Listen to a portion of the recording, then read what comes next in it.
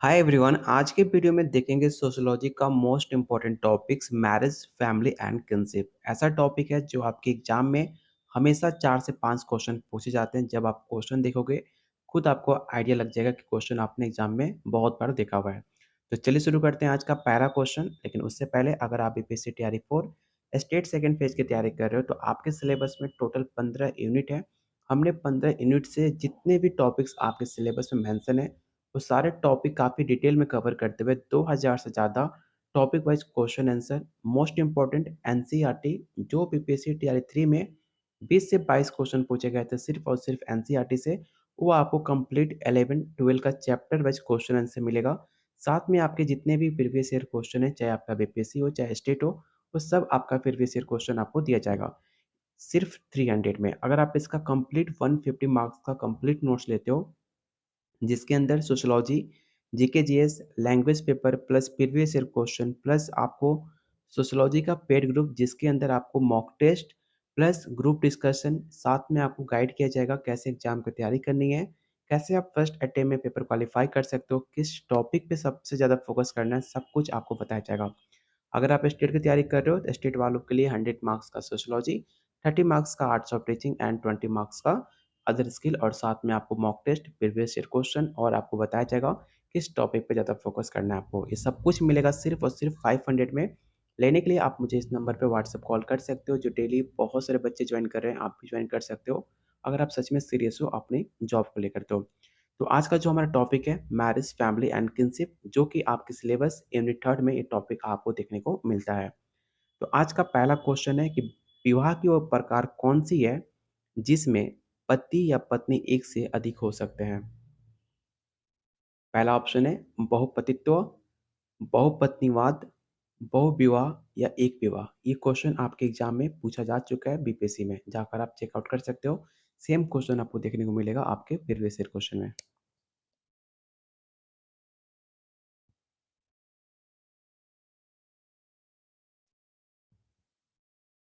याद रखिएगा, ऐसा विवाह चाहे आपका पति हो चाहे आपकी पत्नी, अगर एक से ज़्यादा विवाह कोई करता है उसे कहा जाता है बहुविवाह। ठीक है, तो ऑप्शन नंबर सी इसका राइट आंसर होगा। बहुविवाह वो विवाह होता है जिसमें एक व्यक्ति से एक से अधिक जीवन साथी होते हैं या दो प्रकार का हो सकता है। पहला बहुपतित्व और बहुपत्नीवाद। बहुपतित्व उसे कहा जाएगा जिस पति का पत्नी दो हो उसे कहा जाएगा बहुपत्नीवाद, और एक वाइफ के दो हस्बैंड हो उसे कहा जाएगा बहुपतित्व। तो आपके दो प्रकार के होते हैं पोलिगेनी, इसे आप याद रखना। क्वेश्चन नंबर सेकंड, संयुक्त परिवार में मुख्यतः डिसीजन लेने का अधिकार किसके पास होता है। मतलब आपकी फैमिली अगर संयुक्त परिवार है या फिर छोटी फैमिली है तो आपके फैमिली में डिसीजन कौन लेता है आपको ये बताना है। आपकी माता, आपके पिता, परिवार के मुखिया या बच्चे।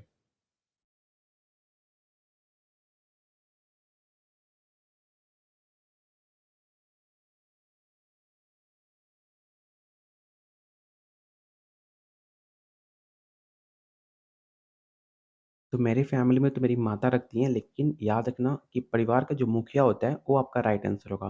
परिवार का मुखिया चाहे आपके पिता हो सकते हैं या फिर घर के जो सबसे बुरे इंसान होते हैं, उनको मुखिया बनाया जाता है घर के डिसीजन को लेकर। लेकिन मैक्सिमम घरों में आप देखोगे जो माता होती हैं वही आपका डिसीजन आपके घर का लेती हैं, भले कोई भी कुछ बोले, लास्ट में आपके मम्मी का ही सब कुछ होता है। इसका राइट आंसर होगा ऑप्शन नंबर सी, इसे आप याद रखिएगा। क्वेश्चन नंबर थर्ड जो कि काफ़ी इंपॉर्टेंट है, कुटुंब का सबसे प्राथमिक रूप कौन सा है। What is the most basic form of family. पहला ऑप्शन है एकल परिवार, विस्तारित, मातृसात्मक या पितृसात्मक।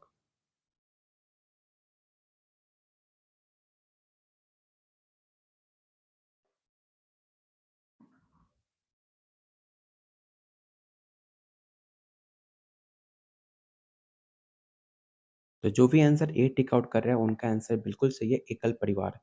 एकल परिवार जिसमें एक पति हो, एक पत्नी हो और उनके अविवाहित बच्चों का होता है, ये परिवार का सबसे प्राथमिक और सामान्य रूप है। मतलब जिस फैमिली में हस्बैंड हो और वाइफ हो और उनके बच्चे हो उसको कहा जाता है एकल परिवार।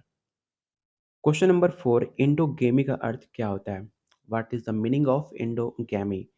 पहला ऑप्शन अपने ही समूह में विवाह करना, अपने समूह के बाहर विवाह, बहुपतित्व विवाह या ऑप्शन नंबर डी धर्म पर आधारित विवाह। इन ऑप्शन को ध्यान से पढ़ना, काफ़ी ऑप्शन एक दूसरे से क्लोज है। तो ध्यान से ऑप्शन को टिक आउट कीजिए और बताइए क्वेश्चन 4 का राइट आंसर क्या होगा?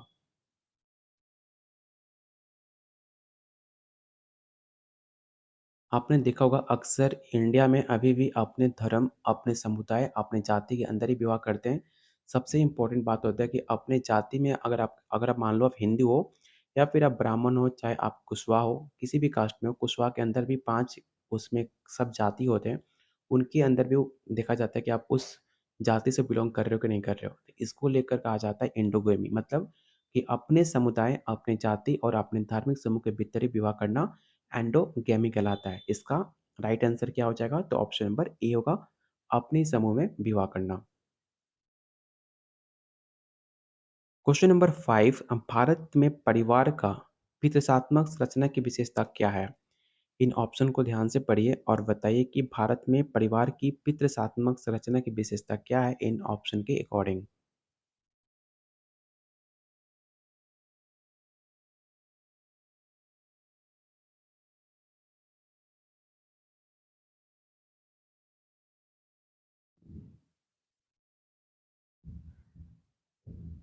तो जैसे कि आपको नाम से पता चल रहा है पितृसत्तात्मक संरचना मतलब उस फैमिली में आपका जो पुरुष होगा वही प्रमुख होता है जो कि राइट आंसर होगा option number B. Question number 6 आपको बताना है कि एक्सोगेमी का पालन क्यों किया जाता है? एक्सोगेमी पहला ऑप्शन है रक्त संबंधी बचाने के लिए, धार्मिक नियमों के कारण, सामाजिक प्रतिष्ठा बढ़ाने के लिए या समुदाय की परंपरा के कारण।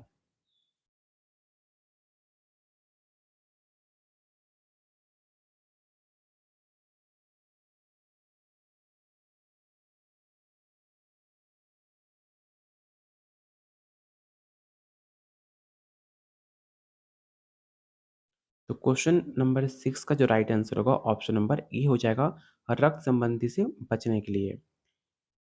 एक्सोगेमी का उद्देश्य रक्त संबंधों में विवाह को रोकना जबकि जैविक वंश को सुरक्षित रखना माना जाता है। क्वेश्चन नंबर 7 आपको बताना है कि परिवार में किनशिप का अर्थ क्या होता है? जो आज का हमारा टॉपिक था किनशिप, तो परिवार में उसका अर्थ क्या होता है आपको ये बताना है।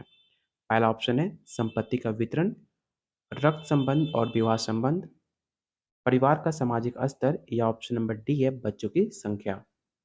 इस क्वेश्चन को याद रखना काफ़ी इंपॉर्टेंट है, देखने में काफ़ी आसान लग रहा है, लेकिन इसमें भी बहुत सारे बच्चे गलती करते हैं।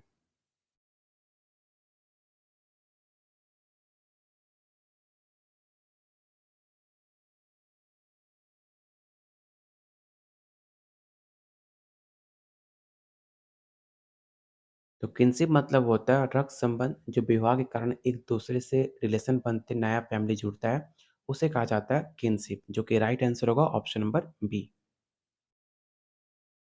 क्वेश्चन नंबर 8 किस प्रकार का विवाह भारत में जाति प्रथा को मजबूत करता है? इस क्वेश्चन को तो पहले रट्टा मार लेना, इसमें काफ़ी ऐसा कोई एग्जाम नहीं होगा जो आपको ये क्वेश्चन देखने को ना मिले। तो इस क्वेश्चन को याद रखना कि किस प्रकार का विवाह भारत में जाति प्रथा को काफ़ी ज़्यादा मजबूत करता है। पहला ऑप्शन है बहुपतित्व, अंतःविवाह, बहुपत्नीवाद या एक्सोगेमी।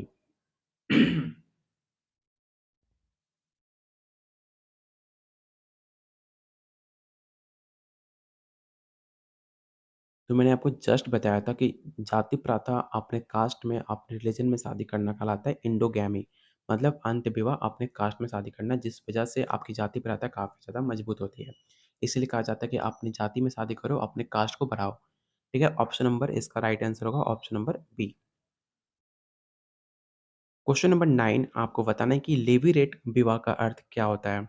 आज की जो हमारा टॉपिक है इससे एक भी क्वेश्चन आपके सिलेबस से बाहर नहीं जाएगा और कोई ऐसा क्वेश्चन नहीं होगा जो आपको एग्जाम में देखने को ना मिले। अगर आप टोटल 30 क्वेश्चन मैंने शामिल किया है इस टॉपिक से, अगर 30 क्वेश्चन आप अटेम्प्ट करते हो, यकीन मानो इस टॉपिक से आपको 3 से 4 क्वेश्चन आपके पेपर में हमेशा देखने को मिलेगा। चाहे आपका स्टेट हो, चाहे आपका बीपीएससी हो, हमेशा फैमिली किनशिप से क्वेश्चन आपके एग्जाम में पूछे जाते हैं।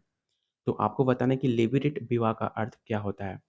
पहला ऑप्शन है विधवा को विधवा को देवर से विवाह, पति की बहन से विवाह, समुदाय के बाहर विवाह या सामाजिक स्तर के आधार पर विवाह।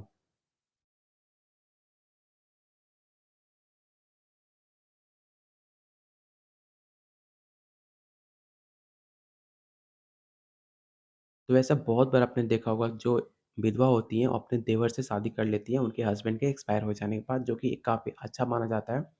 तो उसे कहा जाता है लिबरेट। तो ऑप्शन नंबर ए इसका राइट आंसर होगा। क्वेश्चन नंबर 10 आपको बताना है कि भारत में मातृवंशीय परिवार मुख्यतः कहाँ पर मिलता है? मतलब ऐसी फैमिली जो मातृवंशीय परिवार होती हैं, भारत में सबसे ज़्यादा आपको देखने को कहाँ मिलता है? पहला ऑप्शन है उत्तर भारत, दक्षिण भारत, मेघालय और केरल या राजस्थान और गुजरात।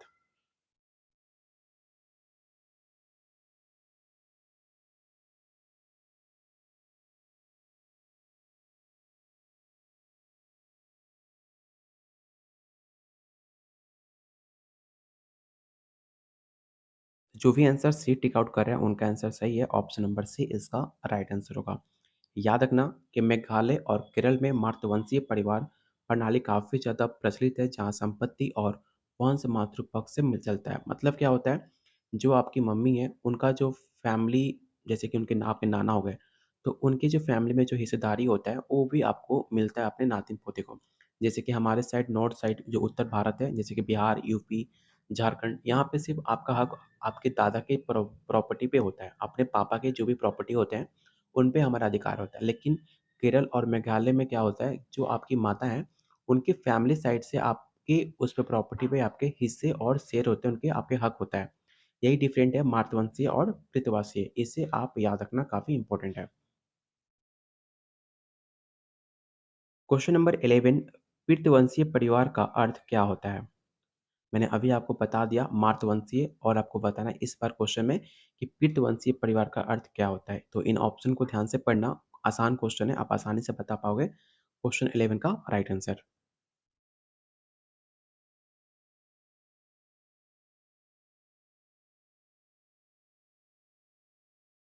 तो याद रखना ऑप्शन नंबर बी इसका राइट आंसर होगा। संपत्ति पिता से संतानों को मिलती है। मतलब जो आपके पापा हैं, आपके दादा हैं, उनकी जो प्रॉपर्टी होगी वो आपको मिलेगा अगर आप अच्छे काम करोगे तो। नहीं तो आजकल बहुत सारे ऐसे रूल हैं कि अगर आप अपने माता-पिता या फिर दादा को आप सेवा नहीं करते हो, तो आपको वो हक छीना भी जा सकता है। तो ऑप्शन नंबर बी इसका राइट आंसर होगा। क्वेश्चन नंबर 12 आपको बताना है कि विवाह का कौन-सा ऐसा प्रकार है जिसमें एक महिला कई पुरुष से विवाह करती है? ये दिन देखना बाकी रह गया है। पहला ऑप्शन है बहुपतित्व, बहुपत्नीवाद, एक विवाह या अंत विवाह। आप मुझे बता सकते हो कि ऐसा कौन-सा समाज है जहाँ पे एक महिला के बहुत सारे पुरुष होते हैं? आप मुझे कमेंट बॉक्स में आंसर बताओ कि ऐसा कौन-सा समाज है जहाँ पर एक महिला के बहुत सारे हस्बैंड होते हैं?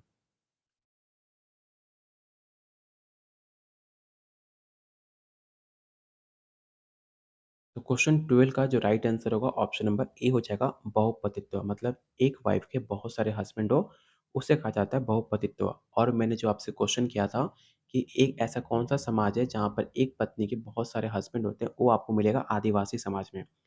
जो आप आदिवासी समाज चाहे कोई भी उठाकर देख लो, संथाल हो, चाहे आपका मुंडा हो, हर एक प्रजाति में एक वाइफ़ के बहुत सारे हस्बैंड होते हैं। इसे भी आप याद रखना, एग्ज़ाम में क्वेश्चन पूछा जा चुका है। तो क्वेश्चन 12 का जो राइट आंसर होगा ऑप्शन नंबर ए होगा। और आप लोगों से रिक्वेस्ट है कि प्लीज़ वीडियो को लाइक एंड शेयर कर दिया करो, क्योंकि मैं अभी आपको बोलता हूँ तो मेरा भी टाइम वेस्ट होता है, आपका भी टाइम वेस्ट होता है। तो जितने लोग वीडियो देख रहे हो खुद से भी आकर एक बार वीडियो को लाइक कर दो सब कोई, जिससे मुझे भी अच्छा लगता है कि वीडियो आपको पसंद आ रही है, क्योंकि हम आपके लिए इतना मेहनत करते हैं। तो वीडियो पसंद आप लाइक करते हो तो हमें पता चलता है कि वीडियो आपको पसंद आ रही है। तो आपके लिए और ज़्यादा बेहतरीन से बेहतरीन कंटेंट लाने की हम प्रयास करते हैं। तो प्लीज़ वीडियो को लाइक एंड शेयर आप लोग ज़रूर कर देना। क्वेश्चन नंबर 13 है, भारत में किस प्रकार का परिवार सबसे ज़्यादा आपको देखने को मिलता है? पहला ऑप्शन है एकल परिवार, संयुक्त परिवार, मातृसात्मक परिवार या पितृसात्मक परिवार। काफ़ी आसान है, इसमें ज़्यादा टाइम हम नहीं लेंगे। आपको पता होगा कि भारत में अभी भी सबसे ज़्यादा आपको संयुक्त परिवार देखने को मिलेगा, जॉइंट फैमिली, जो कि काफ़ी अच्छी बात मानी जाती है। लेकिन बहुत सारे इंडिया में वेस्टर्न कल्चर देखकर आजकल संयुक्त परिवार की संख्या काफ़ी कम होते जा रही है और एकल परिवार बढ़ते जा रही है, जो कि एक अच्छा संकेत नहीं माना जाता अपने भारत के लिए। तो ऑप्शन नंबर बी इसका राइट आंसर होगा। क्वेश्चन नंबर 14 आपको बताना है कि कोहाबिटेशन का अर्थ क्या होता है? पहला ऑप्शन है विवाह के बिना साथ रहना, विवाह का सामाजिक नियम, धार्मिक अनुष्ठान द्वारा विवाह या बहुपत्नीवाद।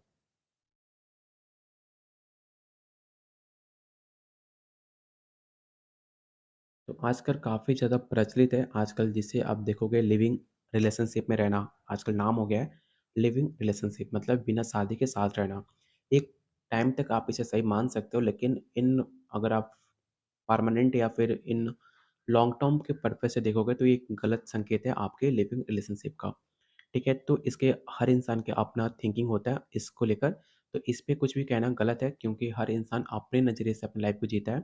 लेकिन इस क्वेश्चन का मतलब था विवाह के बिना साथ रहना, जो आजकल आपने जितनी भी सिटीज़ शहर हैं जैसे कि दिल्ली, मुंबई, बैंगलोर, यहाँ पर आप मैक्सिमम ऐसे देख सकते हो जो कॉलेज, यूनिवर्सिटी में रहने वाले लोग हैं। तो क्वेश्चन 14 का जो राइट आंसर होगा ऑप्शन नंबर ए हो जाएगा। क्वेश्चन नंबर 15 आपको बताना है कि विवाह का सार्वभौमिक संस्थान का विचार किसने दिया? पहला ऑप्शन है Bronislaw Malinowski, George Peter Murdock, August Comte या Herbert Spencer.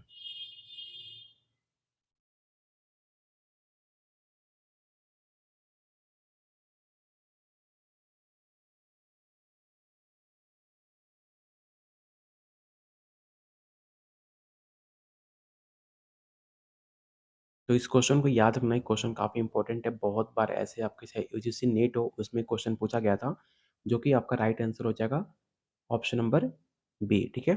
George Peter Murdock, option number B इसका राइट आंसर होगा। क्वेश्चन नंबर 16 आपको बताना है कि भारत में गोत्र के आधार पर विवाह के नियम किसके लिए बनाए गए हैं? मोस्ट इम्पोर्टेंट क्वेश्चन है, ध्यान से ऑप्शन को रीड करो और बताओ कि भारत में गोत्र के आधार पर विवाह के नियम किसके लिए बनाए गए थे? आपको ये बताना है।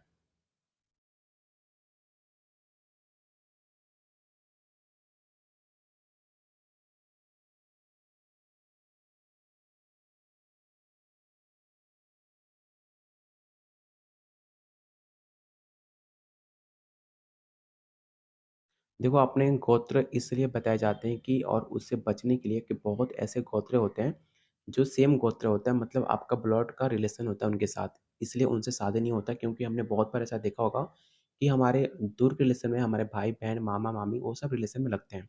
उनसे हमारी शादी ना हो, उनसे ब्लड रिलेशन की शादी हमसे ना बचे, जीविकीय दोषों से हम बच पाएँ, इसलिए उनको लिए गोत्र बनाया गया कि आपका गोत्र क्या है, इसलिए आपसे पूछा जाता है। तो इसका राइट आंसर क्या होगा? तो ऑप्शन नंबर आपका बी हो जाएगा, समान रक्त संबंधों से बचने के लिए, ठीक है? Option number B. Question number 17 आपको बताना है कि किंडरेड का अर्थ क्या होता है?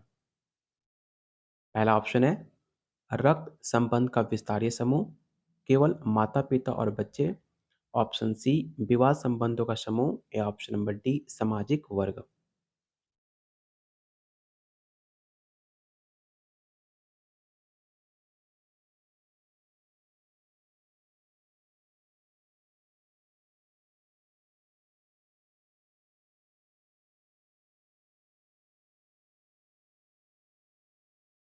तो क्वेश्चन 17 का जो राइट आंसर होगा ऑप्शन नंबर आपका ए हो जाएगा।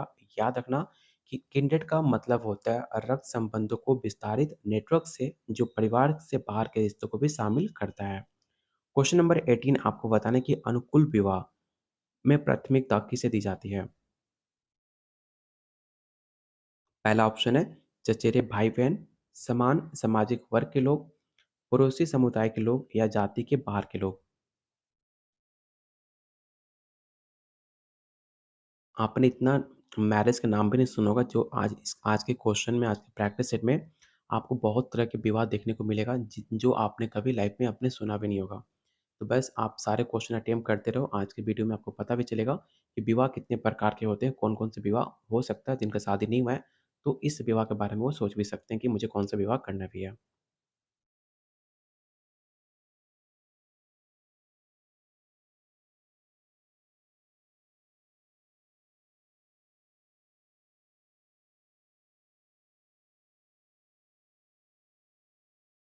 तो क्वेश्चन नंबर 18 का जो राइट आंसर होगा ऑप्शन नंबर ए होगा चचेरे भाई-बहन। कई पारंपरिक समाजों में ऐसे आपको देखने को मिलेगा जहाँ पर चचेरे भाई-बहन के साथ विवाह को अनुकूल विवाह के रूप में देखा जाता है। ऐसा मैक्सिमम आप देख सकते हो साउथ साइड में कि ऐसे मैरिज आपको देखने को मिलता है। लेकिन हमारे उत्तर भारत में ऐसा देखने को नहीं मिलता। तो इसका जो राइट आंसर होगा ऑप्शन नंबर ए हो जाएगा। आपको बता दें कि अगर आपने अभी तक टेलीग्राम ग्रुप को जॉइन नहीं किया है, तो इस ग्रुप को ज़रूर जॉइन करना क्योंकि यहाँ पे बीपीएससी तैयारी 4 हो चाहे आपका स्टेट सेकंड फेज़ का नोटिफ़िकेशन, हर एक अपडेट आपके टीचिंग से रिलेटेड हर एक अपडेट आपको यहाँ पे मिल जाते हैं। साथ में जो भी टेस्ट सीरीज़ फ्री पीडीएफ होते हैं, सब कुछ यहाँ पे पोस्ट किए जाते हैं, जहाँ पे आप कोई भी डाउट होता है, आप वहाँ पे पूछ भी सकते हो। जिसका लिंक मैंने डिस्क्रिप्शन बॉक्स और कमेंट बॉक्स में पिन कर रखा है, जाकर आप वहाँ से ज़रूर जॉइन करना। क्वेश्चन नंबर 19 आपको बताना है कि निम्नलिखित में कौन-सा विस्तारित परिवार की विशेषता है? तो एक बार ऑप्शन को ध्यान से पढ़ लो और बताओ क्वेश्चन 19 का राइट आंसर क्या होगा?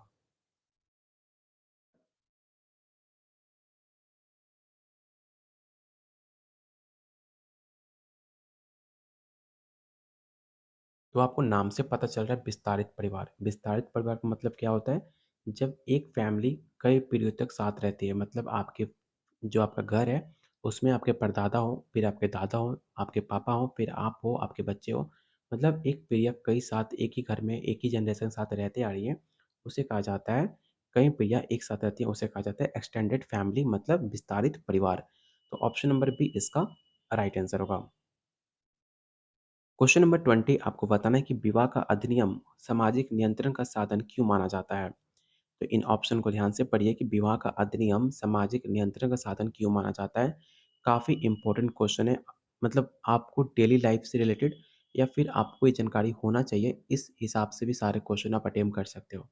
क्योंकि ये बेसिक क्वेश्चन है जो आपके हर इंसान को पता होना चाहिए कि आपके पास क्या अधिकार होता है, शादी लोग क्यों करते हैं, हर एक आज की वीडियो में हर एक क्वेश्चन का आपको आंसर मिल जाएगा इन क्वेश्चन के माध्यम से।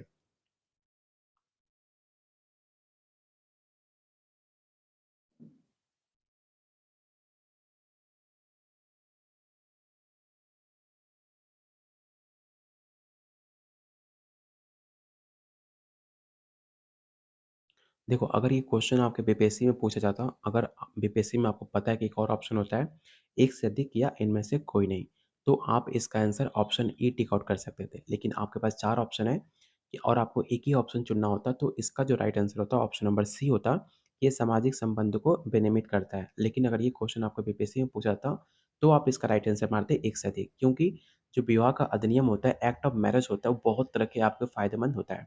जैसे कि ये संपत्ति जो आपका वितरण होता है, अगर आपका प्रॉपर्टी का हिस्सा लग रहा है, तो आपकी वाइफ़ जिस घर में आपकी शादी करके जाते हो किसी फैमिली में, तो उसमें भी आपका हक बनता है और आपके बच्चे का भी हक बनता है।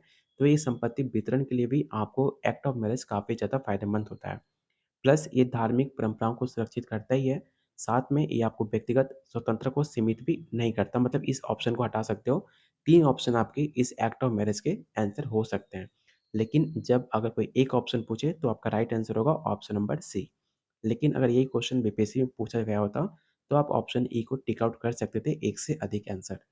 उम्मीद करता हूँ ये सारे डाउट आपको क्लियर हो गए होंगे। ऑप्शन नंबर बी का 20 का right answer option number C होगा।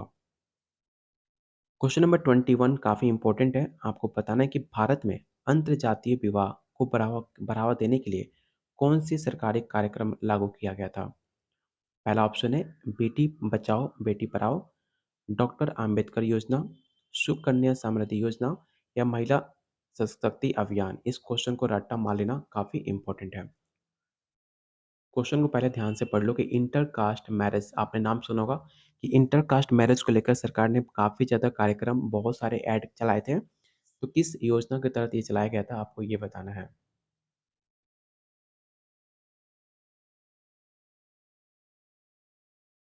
देखो, पहले बहुत लोग को पता नहीं होगा इंटर कास्ट मैरिज क्या होता है। इंटर कास्ट मैरिज होता है कि एक कास्ट से दूसरे कास्ट में शादी करना, ठीक है? इसको लेकर बहुत सारे, शायद बिहार में भी कोई ऐसा स्कीम है, जिसको लेकर मुझे इसको कंफर्म नहीं पता कि बिहार है चाहे यूपी है, कि जहाँ पे अगर आप इंटर कास्ट शादी करते हो तो आपको 25,000 या 50,000 रुपए कुछ फंड मिलते हैं। ये लाख में मिलता है, मुझे इसको लेकर कंफर्म नहीं है। अगर आपको पता हो तो मुझे कमेंट बॉक्स में ज़रूर बताना कि इंटर कास्ट शादी करने में कितने पैसे मिलते हैं। अगर आप किसी एक कास्ट से दूसरे कास्ट में शादी करते हो तो आपको इसको लेकर पैसा मिलता है। आने वाले टाइम में आपको इंटर कास्ट मैरिज को लेकर बहुत ज़्यादा फंड और प्लस बहुत सारे स्पॉन्सरशिप, बहुत सारे ऐड आपको देखने को मिलेगा, जो कि एक अच्छा संकेत भी है कि आप किसी से भी शादी कर सकते हो, चाहे आपके हिंदू धर्म में कोई भी कास्ट हो। कम से कम एक रिलीजन को लेकर आप इंटर कास्ट शादी कर सकते हो। भले आप किसी अदर रिलीजन में मत जाओ, लेकिन आप कास्ट को चेंज कर सकते हो। ये आपके लिए फ़ायदेमंद हो सकता है। मेरे अकॉर्डिंग तो अच्छा लगता है कि अगर आप हिंदू हो, तो हिंदू में कोई भी कास्ट में शादी कर सकते हो। अगर मुस्लिम हो, तो मुस्लिम में किसी भी समुदाय में आप शादी कर सकते हो। इंटर कास्ट शादी होनी भी चाहिए, ये मेरे अकॉर्डिंग आपको सही भी है। सरकार इसको लेकर बहुत सारे ऐसे फंड प्लस आपको बहुत सारे ऐसे आजकल जागरूक किया जा रहा है सरकार के द्वारा, जो आगे जाकर काफ़ी आगे बेहतरीन देखने को मिल सकता है। तो क्वेश्चन 21 का जो राइट आंसर होगा ऑप्शन बी होगा, डॉक्टर अंबेडकर योजना। आपको पता होगा कि डॉक्टर अंबेडकर कभी भी किसी कास्ट को सपोर्ट नहीं करते थे। बहुत लोग ऐसे गलतफ़हमी में रहते हैं कि डॉक्टर अंबेडकर छोटे कास्ट को सपोर्ट करते थे। डॉक्टर अंबेडकर किसी भी कास्ट को सपोर्ट नहीं करते थे। डॉक्टर अंबेडकर सिर्फ़ उन्हें सपोर्ट करते थे जो उनके पास कोई भी जिसको दबाया जाता था छोटे कास्ट को, उनको सपोर्ट करते थे। किसी भी सिंगुलर पार्टिकुलर कास्ट को सपोर्ट कभी नहीं किया है डॉक्टर अंबेडकर ने। तो ऑप्शन नंबर बी इसका राइट आंसर होगा। क्वेश्चन नंबर 22 है, आपको बताना है कि पितृसात्मक परिवार की प्रमुख विशेषता क्या है? तो काफ़ी आसान क्वेश्चन है, ध्यान से जल्दी से पढ़ लो और मुझे बताओ क्वेश्चन 22 का राइट आंसर क्या होगा?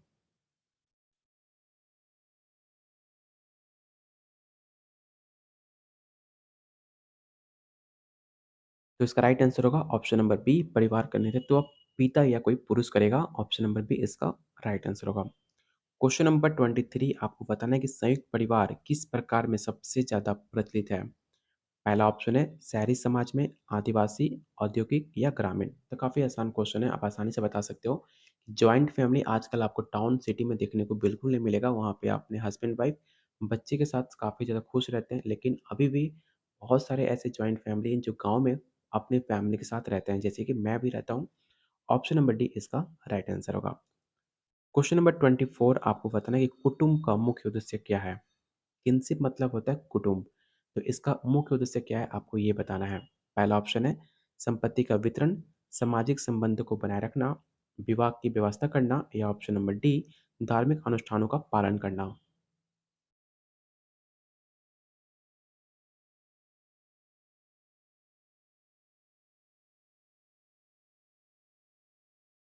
तो इसका राइट आंसर होगा ऑप्शन नंबर बी सामाजिक संबंध को बनाए रखना।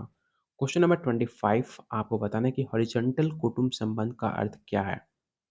काफ़ी इंपॉर्टेंट क्वेश्चन है। हॉरिजॉन्टल कुटुंब संबंध, पहला ऑप्शन है समान पीढ़ी के रिश्ते, अलग-अलग पीढ़ियों के रिश्ते, एक ही स्थान के रिश्ते या केवल रक्त संबंध।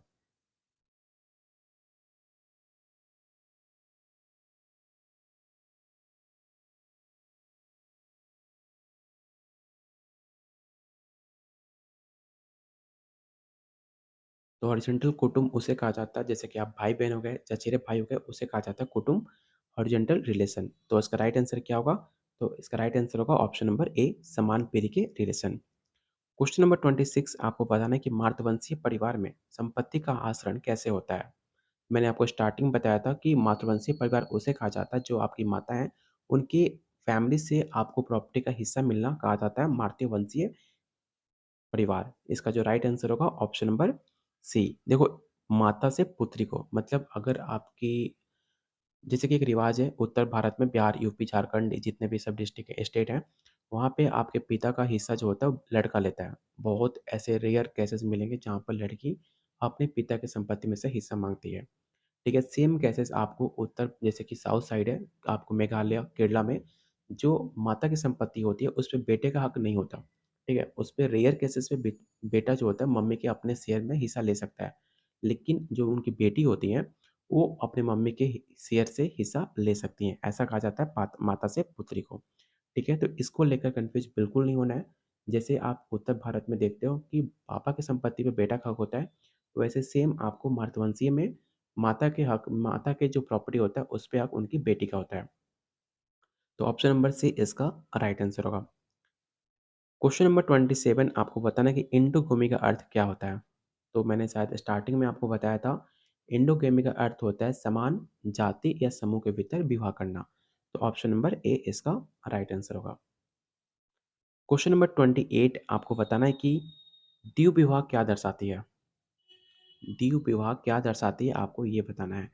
एक समय में 2 विवाह करना, विवाह के बिना सजीवन रहना, केवल एक विवाह करना या बहुपत्नीवाद।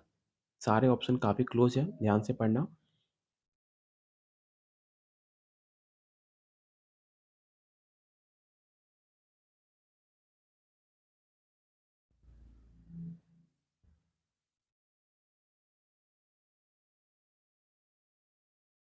तो द्विविवाह विवाह का मतलब होता है एक समय में द्विविवाह विवाह करना। मतलब एक टाइम आप 2 पत्नी या 2 लड़कियों से शाली शादी कर सकते हैं।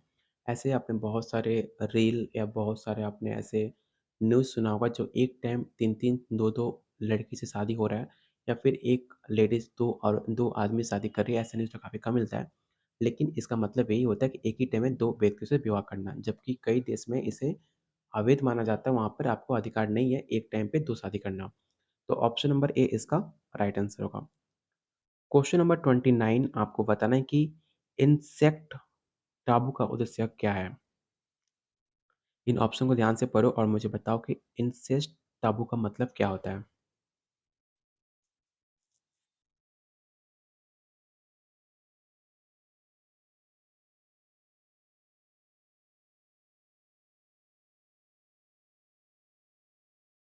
तो इसका राइट आंसर होगा ऑप्शन नंबर बी समान रक्त संबंधों को विवाह को रोकना, ठीक है? इंसेक्ट टाबू का मतलब होता है कि उद्देश्य जैविक दोषों और पारिवारिक संबंधों को रोकने के लिए समान रक्त संबंध को विवाह पर रोक लगाना। मतलब ऐसा शादी जहाँ पे आप एक ब्लड रिलेशन है, चचेरे मौसेरे ऐसे विवाह जो आपके कास्ट में सेम आता है, आपका ब्लड रिलेशन है, उनके साथ शादी आपका ना हो सके, इसका मतलब यही होता है। इनका यही उद्देश्य है। तो ऑप्शन नंबर बी इसका राइट आंसर होगा। क्वेश्चन नंबर 30 जो कि काफ़ी इम्पोर्टेंट है, आपको बताना है कि मोनोगेमी एक विवाह की प्रमुख विशेषता क्या है? और आप लोगों से रिक्वेस्ट है कि अभी तक अपने वीडियो को लाइक एंड शेयर नहीं किया तो प्लीज़ वीडियो को लाइक एंड शेयर कर दो क्योंकि लाइक करते हो, इससे हमें काफ़ी मोटिवेशन मिलता है आप लोग के लिए और बेहतरीन से बेहतरीन कंटेंट लाने के लिए। और आपको बताना है कि मोनोगेमी का प्रमुख विशेषता क्या है इन ऑप्शन के अकॉर्डिंग।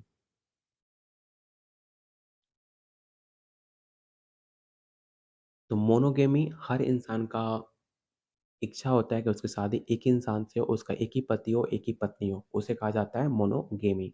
मतलब एक समय में केवल एक साथी।